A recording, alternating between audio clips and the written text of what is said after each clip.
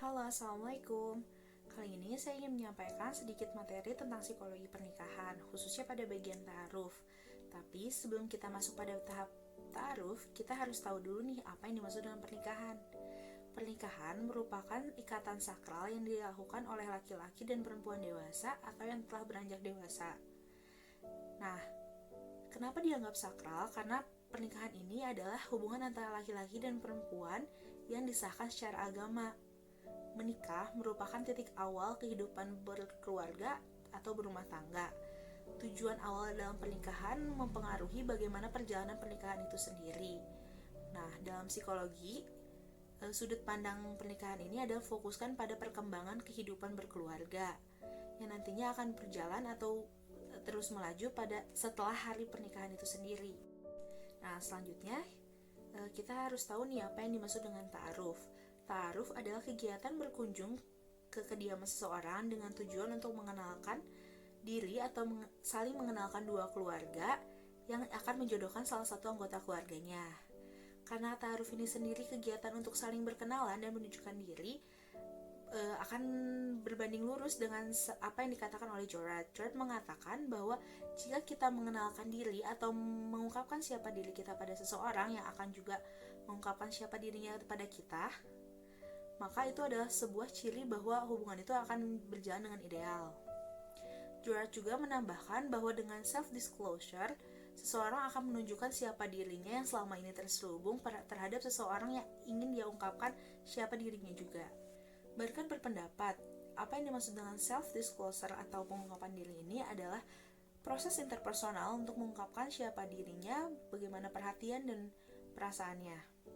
Sedangkan Johnson mengatakan bahwa pengungkapan diri merupakan memberitahukan informasi terhadap seseorang tentang apa yang terjadi saat ini, bagaimana perasaannya, dan memberikan informasi masa lalu yang dianggap berguna untuk saat ini. Pengungkapan diri atau self-disclosure ini merupakan upaya untuk menekankan diri dengan membicarakan atau mengatakan hal-hal yang dianggap sebagai sesuatu yang personal, seperti berbicara tentang masa depan, berbicara tentang masa kanak-kanak atau masa lalu, atau hal-hal pembicaraan yang dianggap sebagai sesuatu yang personal. Self-disclosure merupakan upaya untuk mendekatkan diri dengan seseorang dengan berbicara hal-hal personal sebagai tujuan untuk mempererat hubungan. Meskipun keintiman atau kedekatan dapat dicapai dengan berbagai cara, baik secara verbal maupun non-verbal, tetapi melalui self-disclosure verbal merupakan sebuah cara atau mendekatkan keintiman dengan cara sangat baik. Meskipun self-disclosure mendorong adanya kedekatan, tetapi kedekatan sendiri atau mengungkapkan diri secara personal itu tetap harus ada batasannya. Nah, batasan ini harus kita pikirkan apakah baik menceritakan semua tentang diri kita yang secara personal pada orang lain atau tidak. Maka kita harus mempertimbangkan efek positif dan negatifnya.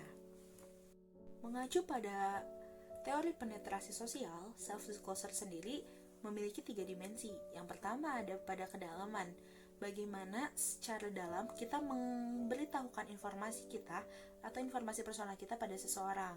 Yang kedua ada secara keluasan, yaitu seberapa jauh topik yang kita bahas atau seberapa banyak topik yang kita bahas dengan seseorang. Yang ketiga ada frekuensi, yaitu frekuensi seberapa banyak atau seberapa sering kita melakukan self-disclosure dengan seseorang. Pemahaman interpersonal tentang self-disclosure memungkinkan seseorang untuk mengetahui tentang orang lain secara lebih jujur dan lebih terbuka. Hal ini dimungkinkan karena kedua pihak telah sadar dan sepakat membiarkan pasangannya untuk tahu apa yang ada dalam dirinya dengan tujuan untuk mempererat hubungan. Gilbert menambahkan 2 dimensi yang relevan terhadap self-disclosure. Yang pertama ada valence, yaitu seberapa banyak durasi menceritakan positif dan negatifnya dalam kehidupan, seperti pada sisi positif bagaimana kesuksesan yang dihasilkan, bagaimana perjalanan kehidupan yang menyenangkan, sedangkan untuk sisi negatifnya seperti bagaimana kegagalan yang pernah dialami dan lain halnya. Yang kedua ada durasi, yaitu seberapa lama kita melakukan self-disclosure dengan seseorang yang akan melakukan self-disclosure juga pada kita. Nah, segitu saja yang akan saya sampaikan tentang bagaimana ta'aruf dalam pandangan psikologi ibadah atau psikologi. Maka dari itu, terima kasih. Wassalamualaikum warahmatullahi wabarakatuh.